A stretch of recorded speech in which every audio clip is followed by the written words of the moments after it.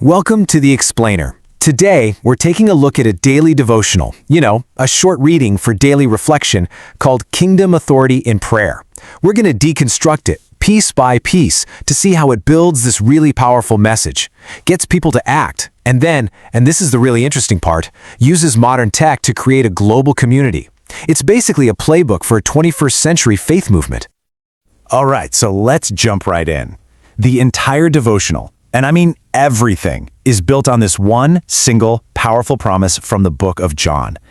This verse, it's not just some nice opening line. It's the absolute foundation, the core belief that drives everything that comes after. It just sets this tone of huge possibility right from the get-go. So this promise, it leads directly to the devotional's big idea, this core concept they call kingdom authority. So what in the world do they actually mean by that? Let's break it down.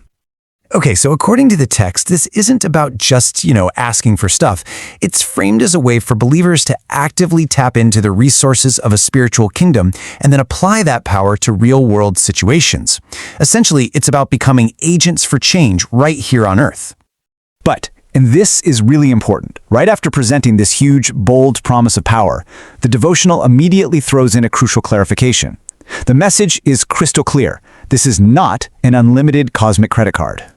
So here's the catch, right? The authority is conditional. It has to operate inside a very specific framework. According to the text, you can only access this power when your request lines up perfectly with God's will, and, this is key, when it serves the bigger purpose of what they call advancing God's kingdom.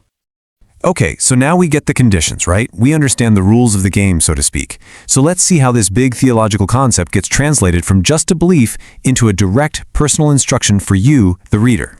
And here it is. This is the pivot to action. The text flat out tells the reader, don't just believe in this authority, use it. It's encouraging you to look around, identify areas in your own life and in the world that need a serious change, and then actively pray for breakthroughs. This sample prayer they provide is a perfect example of this whole idea in action. I mean, take a look. The focus isn't on I want this or I want that. It's all about aligning the earthly with the heavenly. It's basically a template for how to use that kingdom authority while staying inside those conditions we just talked about. All right, so the devotional has laid out the concept, and it's given the individual a call to action. Now, this is where it gets really big. Let's see how they scale this whole thing up, how they go from one person's private prayer life to a massive, organized, collective mission. And they do it with a number, a huge number, 500 million. Wow, I mean, that's not some vague goal, right? It's a massive, super specific, and incredibly ambitious target that just immediately tells you the scale of what they're aiming for. And this huge goal gets a formal name, Operation 500 Million Souls for Christ. By naming it, they transform this abstract idea of evangelism, sharing your faith, into something tangible. It becomes a real, named initiative that people can actually get behind and rally around. And then they make it super easy to join in. They lay out 3 very clear, very distinct ways to get involved. So whether it's your time, your actions, or your financial support, they give every single reader a concrete role to play. This is smart because it lowers the barrier to entry and makes joining this huge mission feel totally accessible. Okay, so finally, let's look at the engine room, the modern infrastructure that holds this entire thing together.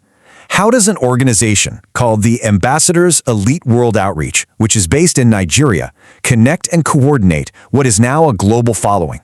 How do they do it? Well, take a look at this. The global scope is just stunning. They've organized this synchronized midnight prayer hour that stretches across completely different time zones. We're talking from Lagos to Toronto to Manila. By doing this, they create this incredibly powerful feeling of a unified 24/7 community all praying together. And how do they power this global community? With the whole suite of modern digital tools. I mean, this is really a masterclass in engagement today. They're using everything from WhatsApp and Telegram for that direct, daily communication, all the way to TikTok and YouTube for much broader outreach. It ensures they're always connected, always delivering content. So when you kind of step back and look at the big picture, the key takeaway here is just how clear and strategic this whole path is. It all starts with a single, spiritual idea. That idea gets translated into a personal action, and then that becomes the foundation to build a real, concrete, digitally connected global organization with a super specific mission.